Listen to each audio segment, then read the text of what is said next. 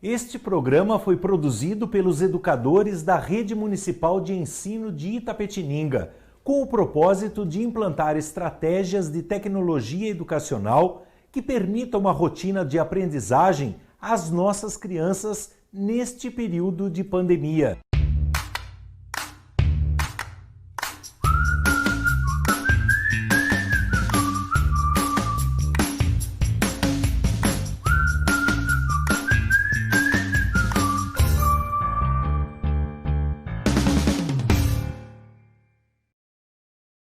Bom dia, crianças! Bom dia a todos que estão acompanhando as nossas aulas. Vamos dar continuidade com nossa aula de língua portuguesa, onde estamos estudando sobre os poemas e as quadrinhas, a unidade 4, que se chama, vocês lembram? Quem recita seus males evita.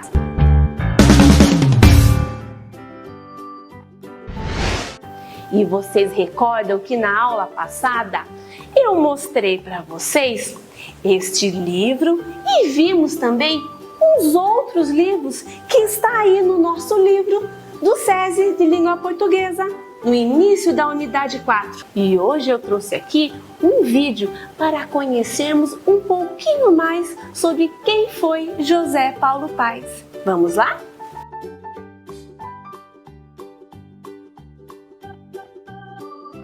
Imagine se seu avô fizesse cartões de boas festas cheios de purpurina, seu tio imprimisse cartazes de circo e sua avó contasse histórias de outro mundo? Pois a família de José Paulo Paes era assim. Ele nasceu em Taquaritinga, interior de São Paulo, no dia 22 de julho de 1926. Mas o menino curioso gostava mesmo de ler e espiar o trabalho cheio de desenhos e formas do avô. Conforme ele mesmo gostava de dizer, nasci no meio dos livros. Embora gostasse muito de literatura, José Paulo Paes resolveu estudar Química em Curitiba em 1944, mas foi deixando a carreira de químico para mergulhar no mundo dos livros. Estreou na literatura em 1947, lançando o primeiro livro, O Aluno. Além de trabalhar em laboratórios como químico analista, também foi editor de livros, acreditando que ficaria mais próximo da literatura neste ramo.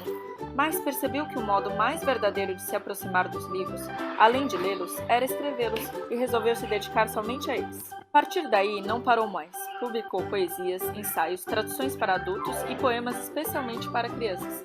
José Paulo Paes faleceu na cidade de São Paulo em outubro de 1998. E aí, gostaram de conhecer um pouquinho mais sobre a história de José Paulo Paes? Espero que sim! Agora vamos pegar o nosso livro do Sistema SESI de Ensino e abrir na página 60. Vamos lá? Desafio! Antes de eu ler, para a gente descobrir o que teremos que fazer, eu vou contar um segredinho. O nosso poeta José Paulo Paes, para fazer este poema, ele se inspirou em uma cantiga que todos vocês conhecem. Foram os primeiros 2 versinhos. Vou ler para vocês lembrarem. Se esta rua fosse minha, eu mandava ladrilhar. Conhece? Sim, é a cantiga. Se esta rua fosse minha, eu mandava ladrilhar. Viu só? Então já sabemos que essa cantiga serviu de inspiração para o nosso poeta. Agora vamos continuar. Número 1. Vamos ler o poema de José Paulo Paes, depois vamos conversar sobre ele. Então o poema está aqui e este poema, ele também está nesse livro de José Paulo Paes. E eu também trouxe aqui o nosso cartaz com o poema. Vamos ler? Vocês me ajudam? Vamos lá! Para isso, se esta rua fosse minha, eu mandava ladrilhar. Não para automóveis matar gente, mas para criança brincar. Se esta mata fosse minha, eu não deixava derrubar. Se cortarem todas as árvores, onde é que os pássaros vão morar? Se este rio fosse meu, eu não deixava poluir. joguem esgotos noutra parte, que os peixes moram aqui. Se este mundo fosse meu, eu fazia tantas mudanças que ele seria um paraíso de bichos, plantas e crianças. Autor José Paulo Paes. Muito bem, gostaram? Apreciaram esse nosso poema? Espero que sim. Vamos conversar um pouquinho. Vocês sabem me dizer qual é o título desse poema? Muito bem, ele está lá em primeiro lugar. E qual é o nome? Olha lá, começa com a letrinha P e depois o A. Pá de paraíso. Muito bem. E o que será que o autor quis dizer com isso? Paraíso. O que é um paraíso para você? Hein? Um paraíso para mim é um lugar muito tranquilo, com muitos animais, não é mesmo? Onde todo mundo vive bem, unidos, com muito amor. E para o nosso poeta José Paulo Paes, o que era um paraíso? Vocês viram que ele colocou tudo o que é um paraíso para ele neste poema? Sim? Olha lá o que ele diz. Ele não quer automóveis para matar gente. Ele quer a rua cheia de ladrilhos para as crianças brincarem. E o que mais? Olha lá, ele não quer um rio poluído. Ele quer um rio limpo para os peixes morarem. Que mais? O que diz o poema O Paraíso de José Paulo Paes? Olha o que ele diz nessa última estrofe. Se este mundo fosse meu, eu fazia tantas mudanças que ele seria um paraíso de bichos, plantas e crianças. Esse é o paraíso do nosso poeta José Paulo Paes. Gostaram? Vamos continuar com a nossa atividade?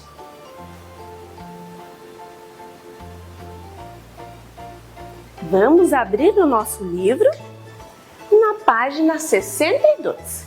Vou ler para descobrirmos o que teremos que fazer. Letra A. Qual é o título do poema? Encontre-o e circule-o. Isto nós já sabemos, nós já conversamos. Lembram? Muito bem, é paraíso. E onde está escrito paraíso? Isso é a primeira palavrinha. Vamos circular?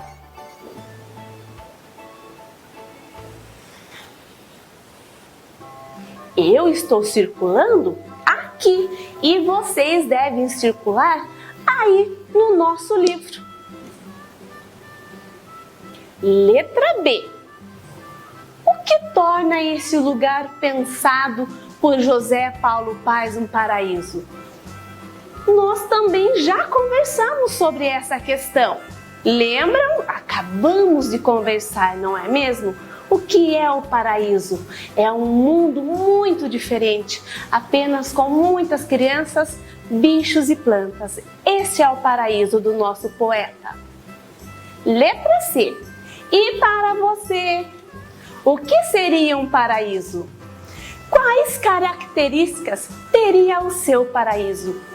Isso você pode aí pensar e conversar com a mamãe, com o irmão ou com qualquer outro adulto que estiver aí com você. Eu vou falar um pouquinho do meu paraíso, que é bem parecido com o do nosso poeta. Um mundo bem diferente, onde as pessoas são muito amigas e temos muitas crianças brincando, muitos animais e plantas. Vamos continuar? Letrinha D. Marque com um X o que faz parte do paraíso do autor. Vamos lembrar. O que será que tem aqui? Muito bem, crianças. As crianças fazem parte do paraíso desse nosso autor? Fazem, muito bem. Então vamos fazer um X. Pronto? Podemos continuar? E os automóveis? eles fazem parte do paraíso? Lembram? Olha lá, ele fala sobre os automóveis, mas os automóveis, eles não fazem parte do paraíso. Então, não vamos fazer o X. E aqui, o que será? Olha lá, vamos ler? Poluição. E a poluição faz parte do paraíso? Não, muito bem. E aqui, o que será? Isso mesmo, são bichos. E os bichos fazem parte do paraíso do nosso poeta? Fazem muito bem. Então vamos fazer um X. E agora, esse último. Vamos ler? Plantas. E as plantas também fazem parte? Muito bem, também fazem parte do paraíso do nosso poeta. Vamos fazer um X. Pronto, encerramos mais uma atividade e hoje eu vou deixar 2 tarefinhas. Tarefa, atividade 2 da página 63. Eu vou ler para saber o que vocês terão que fazer. Número 2. Agora, escreva sua estrofe preferida do poema e use o espaço a seguir para ilustrá-la. Então aqui vocês deverão escrever a sua estrofe preferida. Vocês lembram o que é estrofe? Muito bem! Estrofe é o conjuntinho de versos. Cada linha é um verso. Olhando aqui no nosso cartaz, olha lá, aqui nós temos a primeira estrofe. Aqui a segunda, aqui a terceira e a quarta. E cada linha eu chamo de versos. Muito bem. Então vocês devem escolher a sua estrofe preferida e copiar aqui. Depois que copiar, você fará um desenho muito lindo representando a sua estrofe. Combinado? E a nossa aula já chegou ao fim. Desejo a todos uma ótima tarde, um grande abraço e até mais!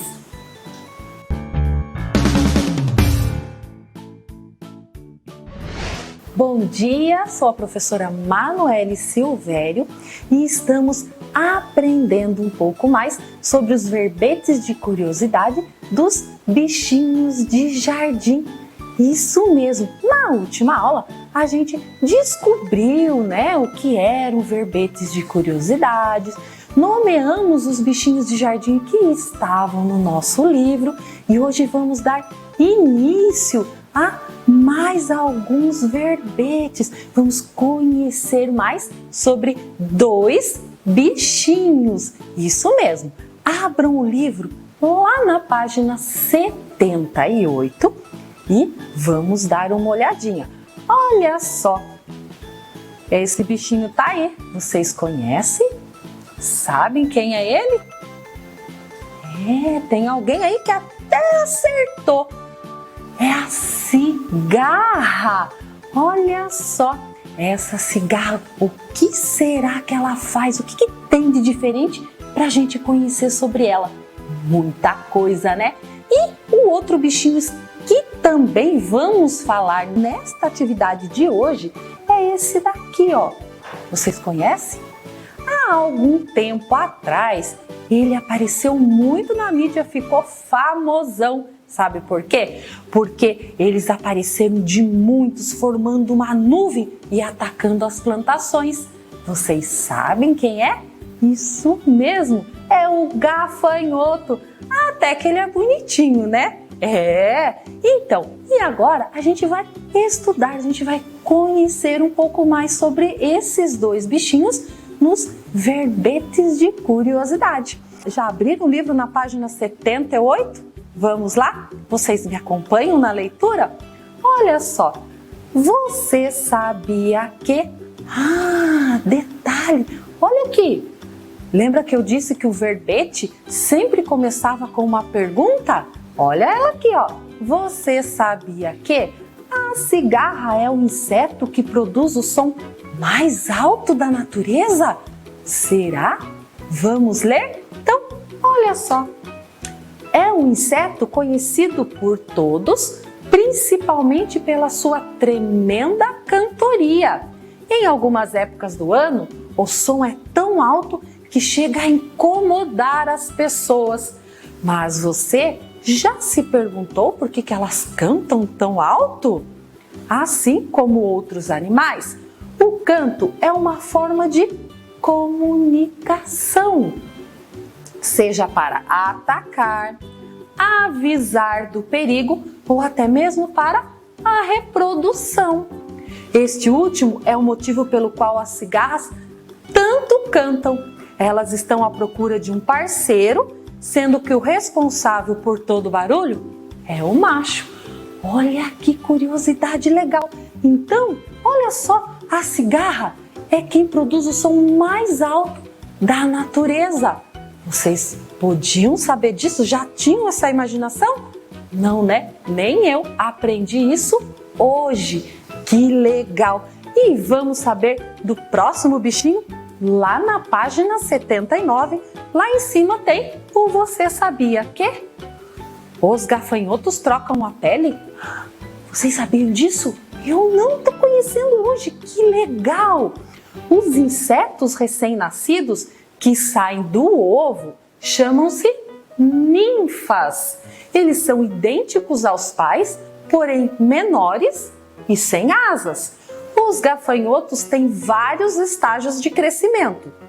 Conforme as ninfas crescem, a pele fica pequena e acaba saindo. Isso se chama ecdise. Olha que legal! Ou troca de pele. Mais fácil, né? Os gafanhotos crescem mais antes que a nova pele endureça. Muito legal, hein? Então, eles trocam a pele, como se estivesse trocando de roupa. Muito, muito legal. Então, agora, lá na página 79, tem atividade.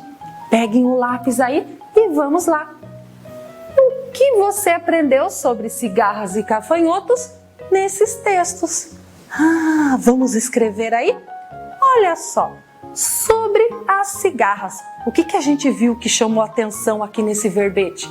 Muito bem, que elas produzem o som mais alto da natureza. Vamos escrever aí que a cigarra é o inseto que produz o som mais alto da natureza. Escrevam rapidinho.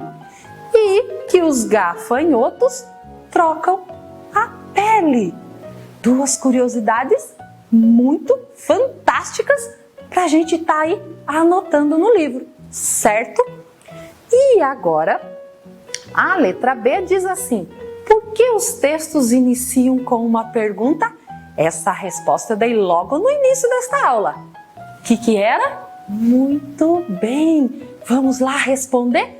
Para chamar a atenção do leitor. Vão escrevendo aí e despertar a curiosidade. E foi bem isso mesmo, né? Na hora que a gente viu no texto aí que a cigarra produzia o som mais alto da natureza, rapidinho a gente quis ver mais sobre ela, não foi mesmo? E o mesmo com a troca de pele do gafanhoto.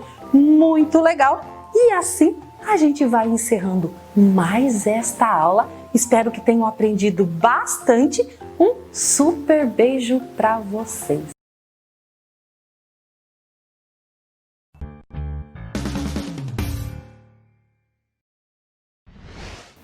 Bom dia, crianças! Tudo bem com vocês? Eu sou a professora Adriana do 3º ano.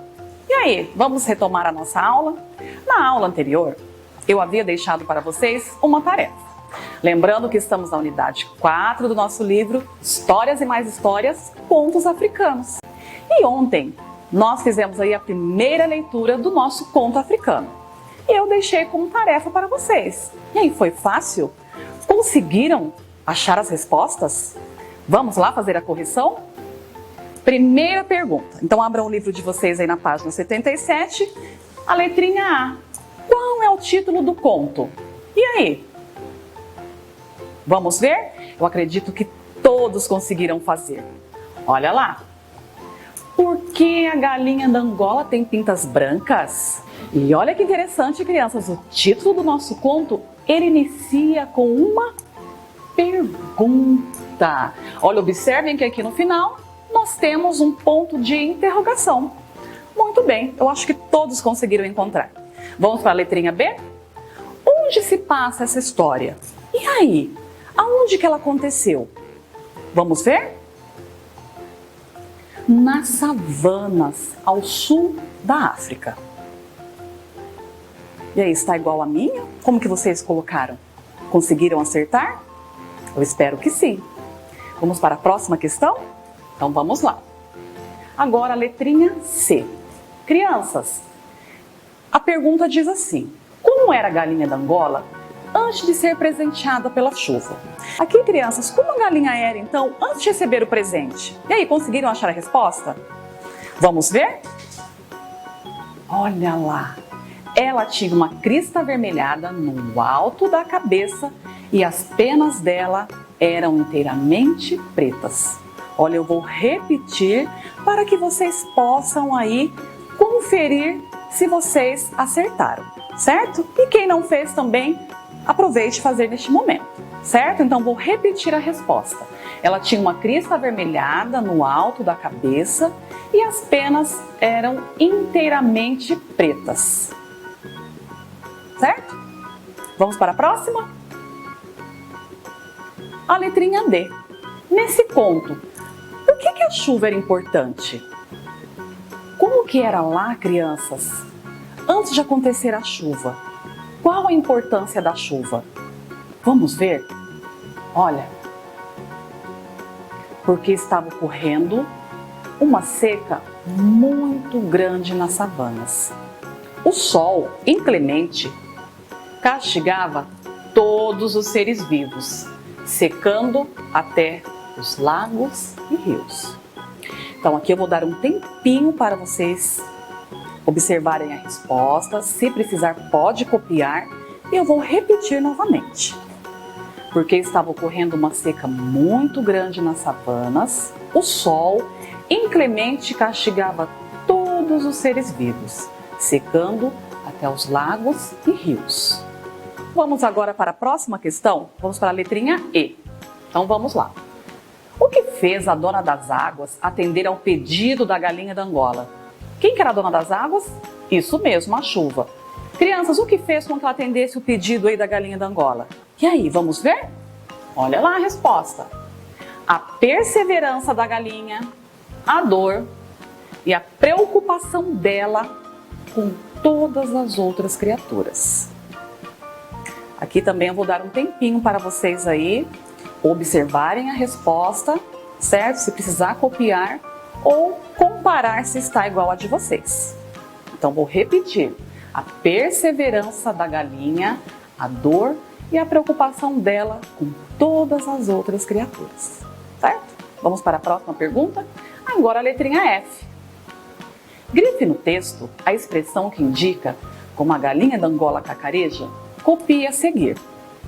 Então vocês tinham que ter ido lá no texto neste momento, grifado, sublinhado. Eu acredito que vocês encontraram.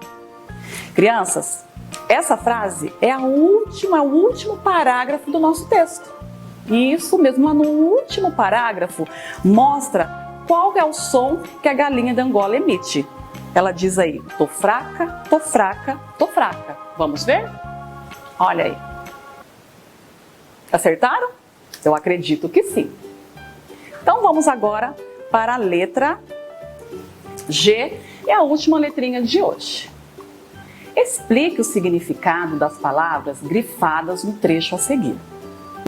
A frase é essa: o calor abria fendas no solo e levantava uma espessa poeira que borrava de cinza o céu borrado de azul.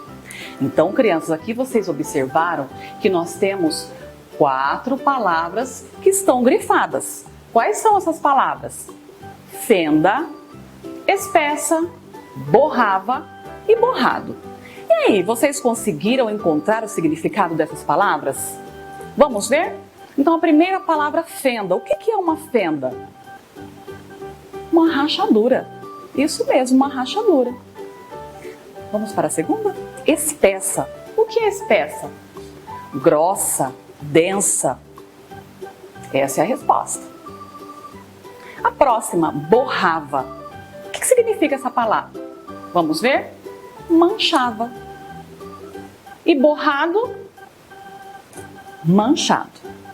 Então eu vou aguardar um tempinho aqui para que vocês observem se está igual a resposta de vocês aí, certo?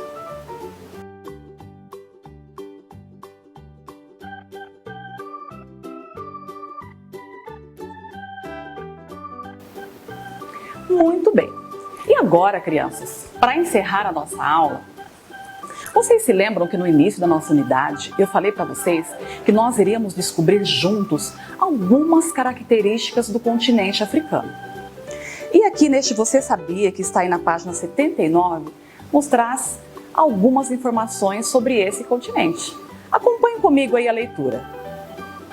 Você sabia? A África é conhecida como o continente do safari, dos leões, tigres, girafas enormes e uma cultura muito bonita. Ela é o segundo continente mais populoso do planeta, somando mais de 1 bilhão de pessoas, mais de 50 nações e é o terceiro maior continente do mundo. Os africanos contribuíram para a cultura brasileira em uma enormidade de aspectos: dança, música, religião, culinária e idioma. Essa influência se faz notar em grande parte do país. Em certos estados como Bahia, Maranhão, Pernambuco, Alagoas, Minas Gerais, Rio de Janeiro, São Paulo e Rio Grande do Sul, a cultura afro-brasileira é particularmente destacada em virtude da migração dos escravos. Olha, crianças, quantas informações nós obtivemos aqui a partir dessa leitura. Então, encerro aqui a minha aula e espero vocês para a nossa próxima aula, dando continuidade aí sobre os contos africanos. Um abraço e até lá!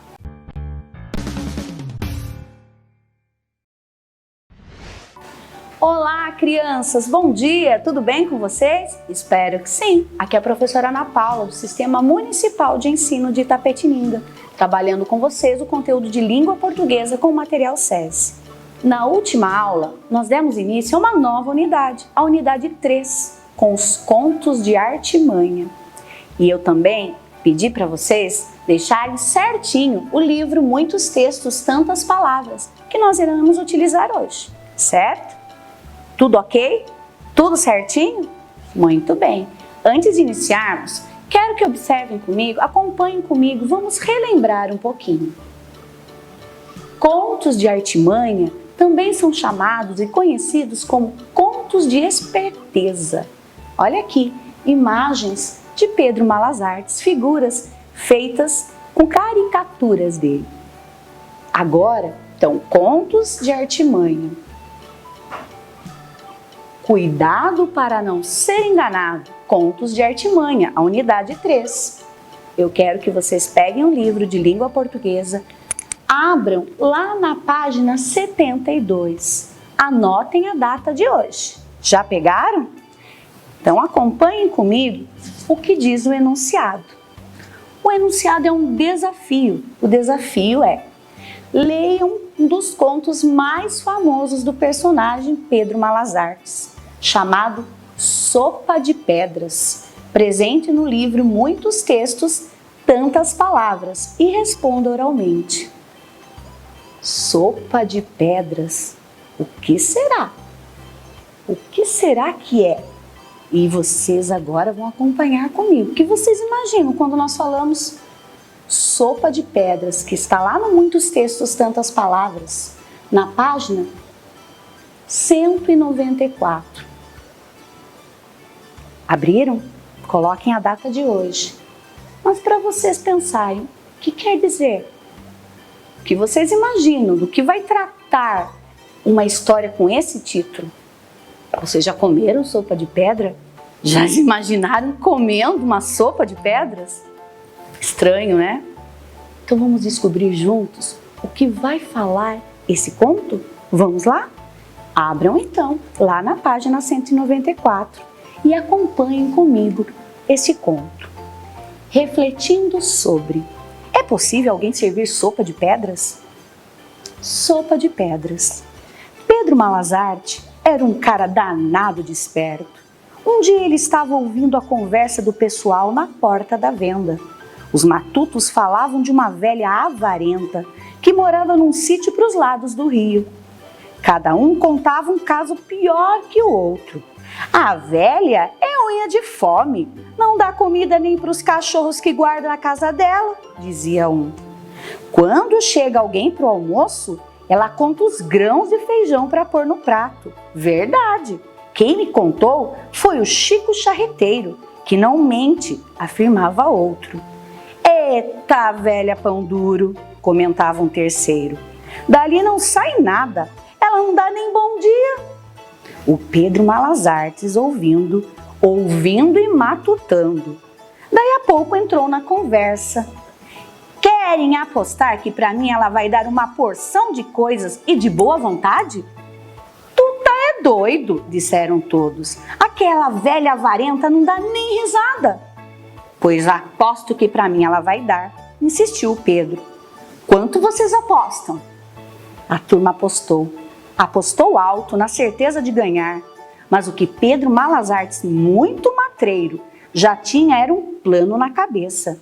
Juntou umas roupas, umas panelas, um fogãozinho, amarrou a trouxa e se mandou para a casa da velha. Era meio longe, mas para ganhar a aposta, o Malazarte não tinha preguiça. O Pedro foi chegando, foi arranchando, ali bem perto da porteira do sítio da velha.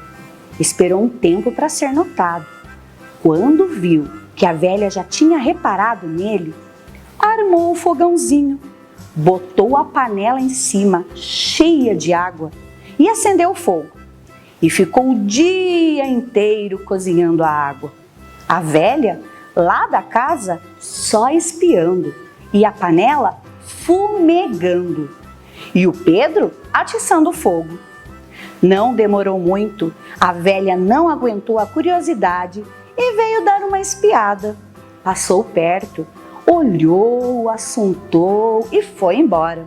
O Pedro firme atiçando o fogo. No dia seguinte, panela no fogo, fervendo água, soltando fumaça. Pedro atiçando o fogo. A velha olhando de longe, lá dentro da casa. Até que ela não conseguiu mais se segurar de curiosidade. Saiu e veio negaciando o olhar de perto. Pedro pensou, é hoje. Catou umas pedras no chão, lavou bem e jogou dentro da panela. E ficou atiçando o fogo para ferver mais depressa. A velha não se conteve. Oi, moço, tá cozinhando pedra? Ora, pois sim, senhora, dona, respondeu Pedro. Vou fazer uma sopa. Sopa de pedra? Perguntou a velha com uma careta. Essa não, seu moço. Onde já se viu isso? Pois garanto que dá uma sopa pra lá de boa. Demora muito para cozinhar? Perguntou a velha ainda duvidando. Demora um bocado. E dá para comer? Claro, dona. Então ia perder tempo à toa? A velha olhava as pedras, olhava para o Pedro.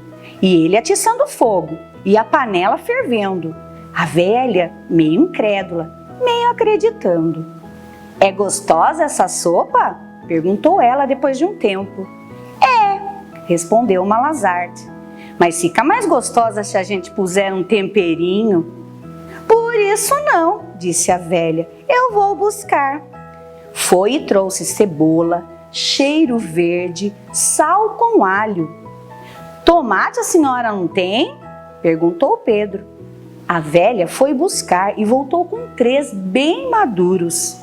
Pedro botou tudo dentro da panela, juntou com as pedras e atiçou o fogo. Vai ficar bem gostosa, disse ele. Mas se a gente tivesse um corinho de porco... Pois eu tenho lá em casa, disse a velha e foi buscar. Couro na panela, lenha no fogo, a velha sentada espiando. Daí a pouco ela perguntou: não precisa pôr mais nada? Até que ficava mais suculenta se a gente pusesse umas batatas, um pouco de macarrão. A velha já estava com vontade de tomar a sopa e perguntou: quando ficar pronta, posso provar um pouco? Claro, dona! Aí ela foi e trouxe o macarrão e as batatas. O Malazarte atiçou o fogo para o macarrão cozinhar depressa. Daí a pouco a velha já estava com água na boca. A sopa tá cheirando gostosa. Será que as pedras já amoleceram? Em vez de responder, o Pedro perguntou: a senhora não tem uma linguicinha no fumeiro? Ia ficar tão bom. Lá foi a velha de novo buscar a linguiça. Cozinha que cozinha. A sopa ficou pronta. Malazarte então pediu 2 pratos e talheres e a velha trouxe. O Pedro encheu os pratos, deu uma para ela, separou as pedras e jogou no mato. Ué, moço, não vai comer as pedras? Tá doido, respondeu Malazartes. Eu lá tenho dente de ferro para comer pedras? E tratou de se mandar o mais depressa que pôde. Foi correndo para a venda cobrar o dinheiro da aposta. Domínio público. E aí? Gostaram da história? Gostaram desse conto? E o que vocês acharam dele? O que vocês acharam do Pedro Malazartes? E da velha? Como era essa velha? Vocês gostaram? Deu para perceber o que o conto de artimanhas vai falar? Vai apresentar? Contos de esperteza. Teve alguém esperto nessa história? Teve? Quem foi? Bom, hoje nós vamos ter que terminar por aqui. Mas na próxima aula nós daremos continuidade a esse conto. Conversaremos mais sobre os contos de artimanha. Combinado? Vocês não vão se esquecer. Muito bem, então eu espero você na próxima aula, para juntos nós darmos continuidade a essas atividades sobre os contos de artimanha, os contos de esperteza. Combinado? Então tá bom. Então até a próxima aula e fiquem com Deus.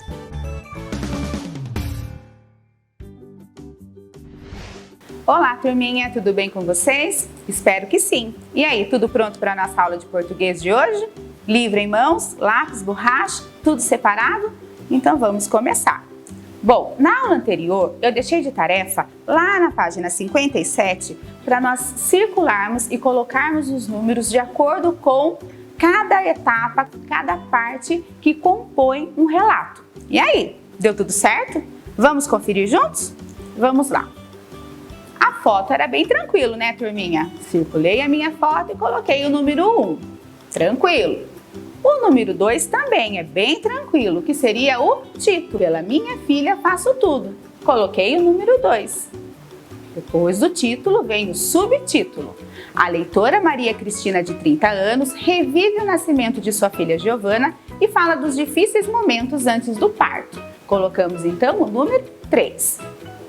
Depois era o momento de encontrar a contextualização, que estavam presentes lá no primeiro e no segundo parágrafos. Acompanhem comigo aí na leitura. Quando fui ter a minha primeira filha, a Giovana, passei por uma grande aventura. Para começar, eu estava sozinha em casa, porque o meu marido estava fazendo o turno da noite no trabalho. Eram 8 horas da manhã quando as dores do parto começaram. Cada dor vinha com uma pontada forte, que depois ia ficando mais fraca, até parar de vez. Como a gente morava perto de um hospital, achei melhor correr para lá. Então foi nesse momento de contextualização que eu tive uma ideia. Eu pude ver que ela estava grávida, esperando a primeira filha, que foi uma grande aventura, que o marido não estava com ela, que de manhã ela estava sentindo dores fortes e o que ela fez? Foi para o hospital que era perto da casa dela. Então aqui eu tive todo o contexto, eu pude criar o cenário para a minha história, para o meu relato. Depois disso, o que veio?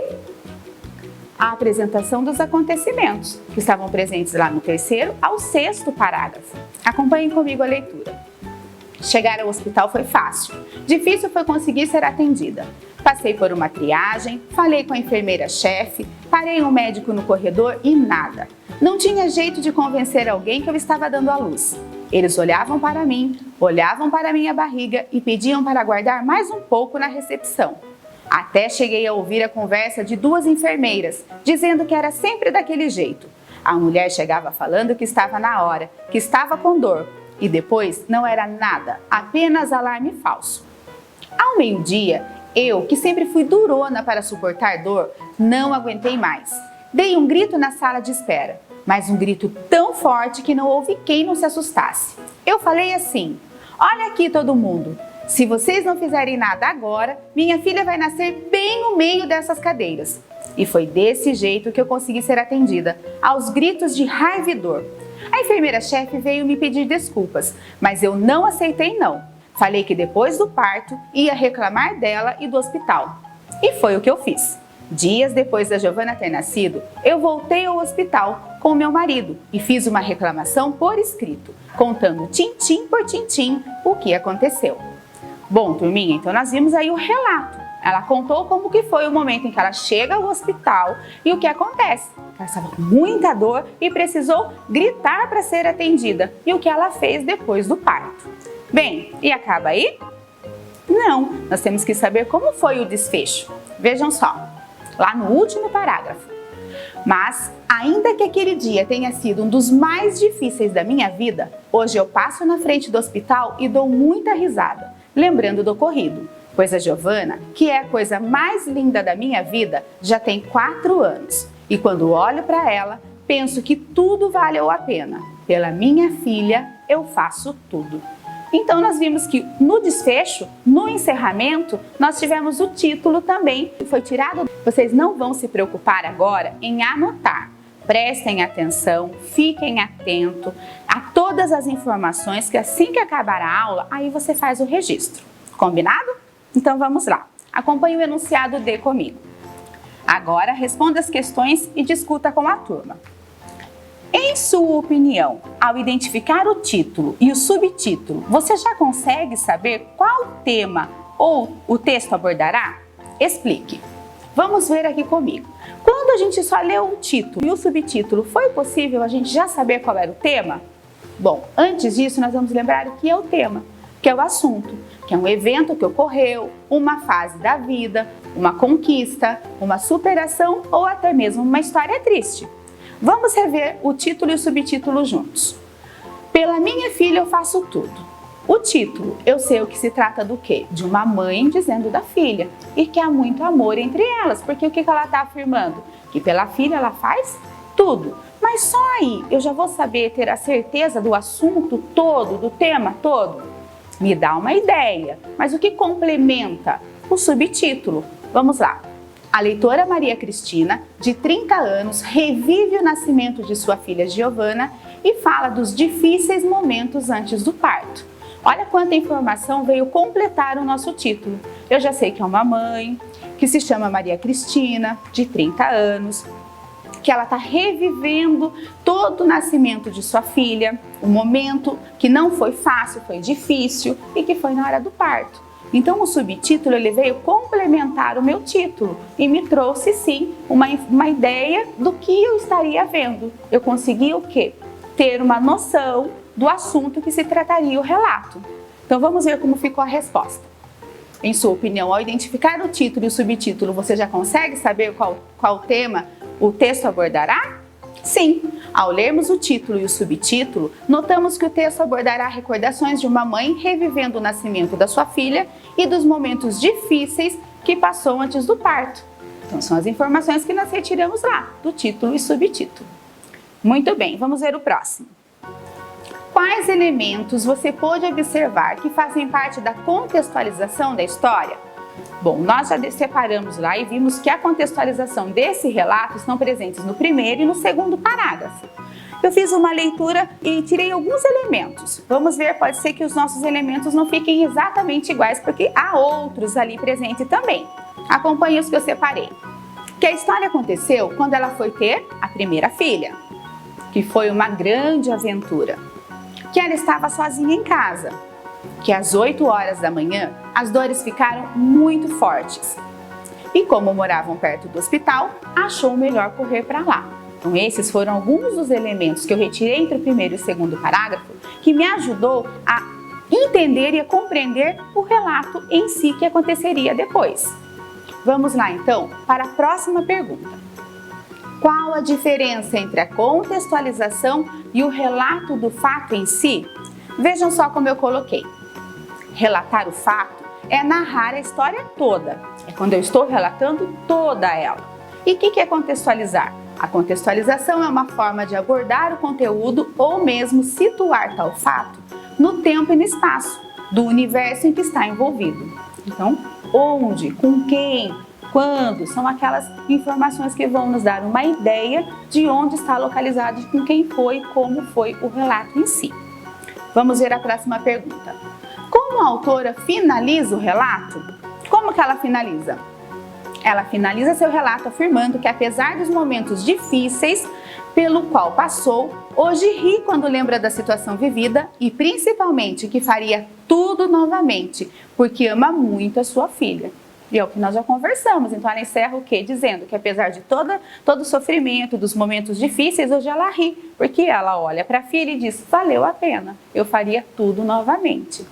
Tudo bem? E o que vai ser de tarefa então? Vocês vão preencher para mim as questões das atividades D, bem bonitinho. Se precisar, reveja a aula, pede ajuda para sua professora aí no grupo do WhatsApp. Vocês vão preencher para mim as questões das atividades D, bem bonitinho. Lembrando, letra maiúscula no início das frases, os sinais de pontuação, vírgula quando necessário e ponto final quando eu encerrar sua resposta.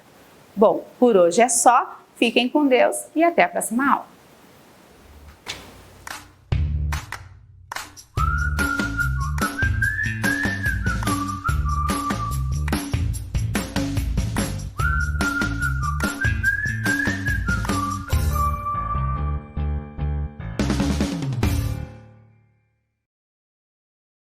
Este programa foi produzido pelos educadores da Rede Municipal de Ensino de Itapetininga, com o propósito de implantar estratégias de tecnologia educacional que permitam uma rotina de aprendizagem às nossas crianças neste período de pandemia.